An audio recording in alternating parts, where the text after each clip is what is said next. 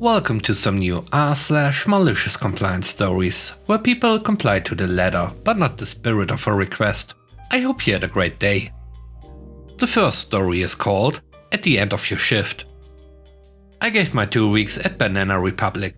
I was the lowest level of manager there and was happy to get out. The assistant store manager scheduled me to be the closing manager on my last day. It was a Saturday and she and the store manager didn't want to close. I explained that I shouldn't close because I needed to hand them my keys to the store before I left, so I'd be unable to lock the doors. The store manager, who lived 10 minutes from the store, said I could just come back another day to give them to her. I refused to come back on my own time, so they decided I could hand them over to the Banana Republic near my new job. I came in early to pick up my final check. The company gave you an actual check for your final pay instead of direct deposit. I had plans to go out and celebrate my last day, so I came early to get my check and deposit it. I didn't want to risk drunkenly losing it. The store manager refused to give it to me. Company policy is that you receive your final check at the end of your shift. I'm the manager on duty after 5 PM. I'm still the one giving it to myself. I can't give it to you now because you might not come back. I suddenly don't feel well. I'm calling out sick. Here's my key. You can mail my final check to me. What? You can't do that. Today's shift is in the check. Corporate can issue a new check. I'm going home. You and Marge can figure out who is staying too close. I'm guessing it's going to be you, since you are salary. She glared at me, then got my check from the drawer behind her. Here, you better come back. I deposited the check at the bank and came back to finish my shift. One of my friends opened with her the next morning, and the store manager said she was surprised I'd recovered the store. She was expecting to walk into a mess, but I'd actually done a good job. I told him, of course, I'm a professional.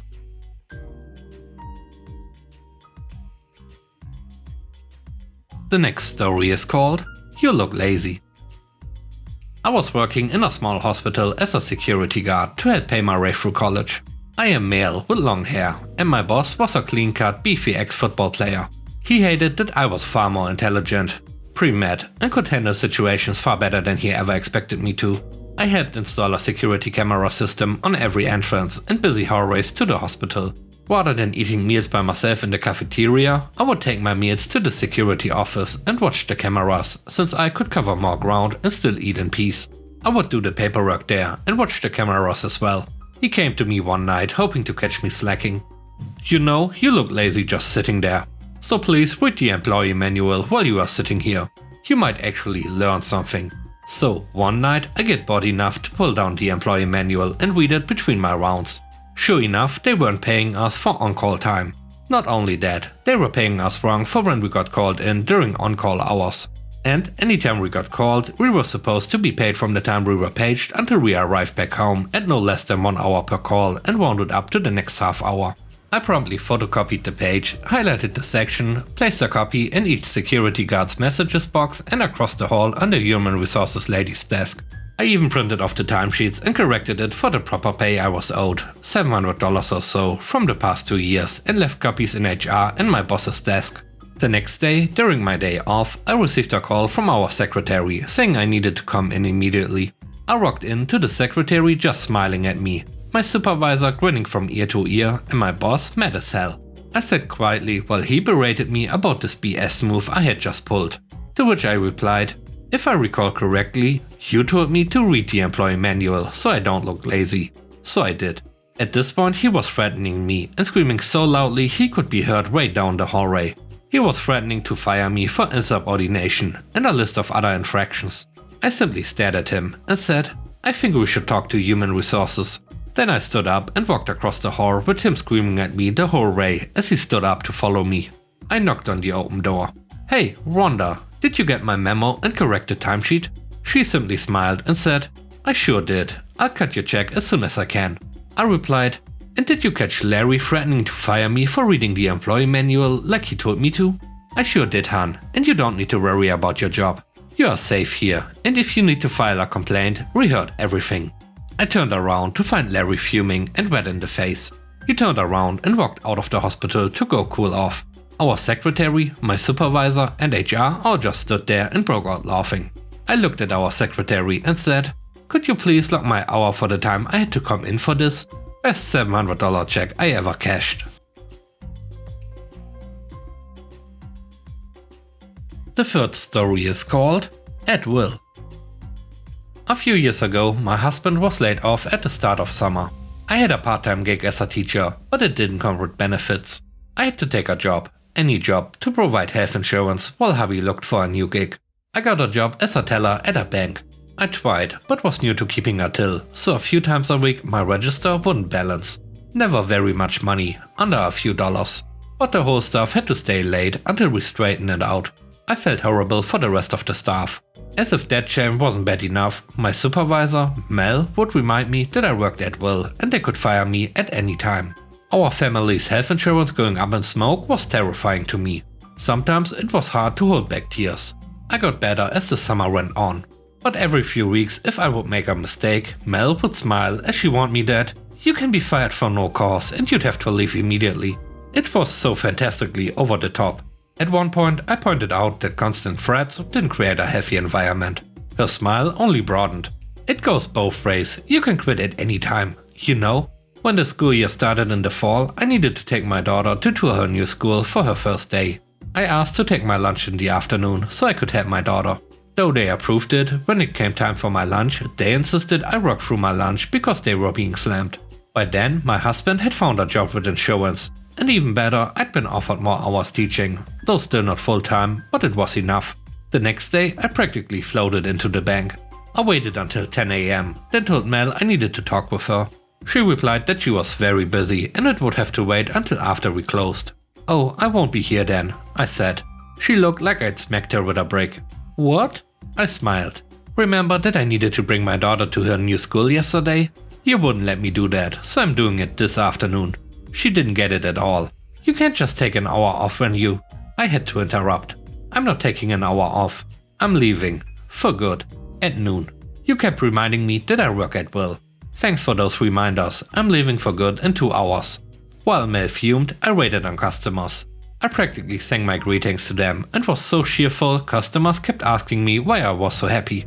I was delighted to tell them, because I'm leaving forever at noon. After a half hour of that, Mel thought I should just go right away. And I did. I skipped right out the door, then gave Mel a very elaborate courtesy at the door. The last story is called The Most Important Thing on Set. I own a small video production company. There's one simple rule to keep morale high on set. Feed your people well. We had a fairly big project coming up. Instead of the usual 3 to 4 crew members, it was going to take 17 crew members. We submitted an itemized budget to our client for them to review. We usually allot $15 for breakfast, $20 for lunch and $30 for dinner.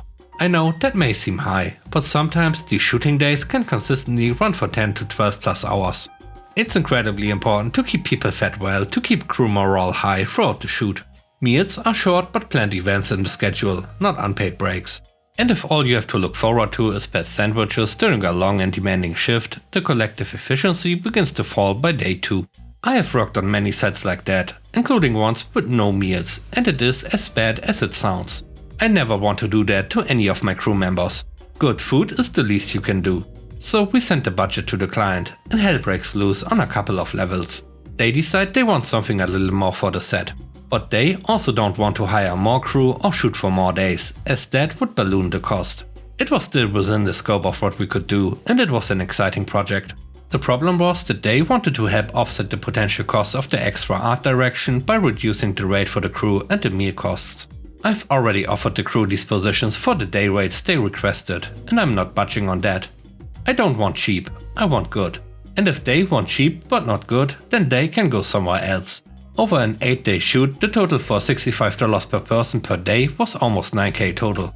They wanted to reduce it to $4K. You're talking bare minimum for that many people.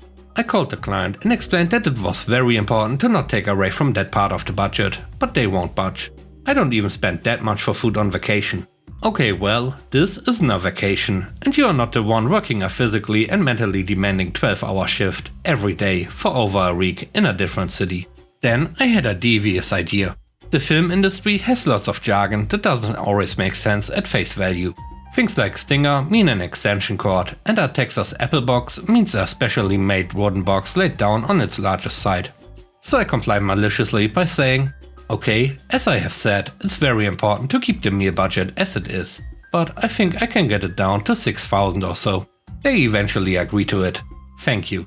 Then, on a completely unrelated note, of course, I talk about the art direction. Now, unfortunately, it may still cost a little more than before. With the new style, the art department is going to need the craft services budget increase from 3k to 6.5k. I know it's not cheap, but they'll be able to make exactly what you're looking for. That kind of style is in very high demand, so those materials are pretty expensive to get. Also, the shipping for the extra craft services supplies are going to cost a few hundred. Also, the extra construction for craft services will cost a few hundred. We chat about options, but I accept it. They are paying more, but they still saved money and got what they want. Here's the thing though, craft services has nothing to do with the art department. That's the snacks and drinks available on set throughout the day and the people who prepare them. The art department did need the budget increase because of the smaller meal budget. Just so happens that all the other departments did too. The style they were asking for was in high demand, but didn't actually cost that much more. Craft services ended up equipped with breakfast sandwiches, donuts, coffee, protein bars, fruit and many other snacks for breakfast. I can't list everything, but it was much more than we usually supplied, including full meals. I let the crew know the situation and that breakfast and lunch would be served at craft services with appropriate break times. Then I let them know that the limit for dinner each night would now be $50 and would be after we wrapped each day. Some days, some people were tired and just wanted to go to sleep after the shoot. No problem, your meal budget rolls over indefinitely. By the time the shoot was finished, we had been to many of the nicer restaurants in the area. By the final night, it was a blowout. Almost everyone had a decent budget rolled over due to the occasional fast food dinner. The average bill, with fancy drinks, appetizers and to-go orders included, was well over $100 per person. My company still profited plenty, and all of those crew members are still happy and even prioritizing working on our projects. Being well fed and well paid on a set is the kind of thing that's not forgotten in this industry. It's not a waste, it's an investment. And with that, we end today's video. Let me know what you think about the stories. On a scale of 1 to 10, how would you rate the stories and today's video? I hope you enjoyed the video. If you did, please don't forget to subscribe and hit the like button. And I hope you have a great day. Stay safe. Bye bye.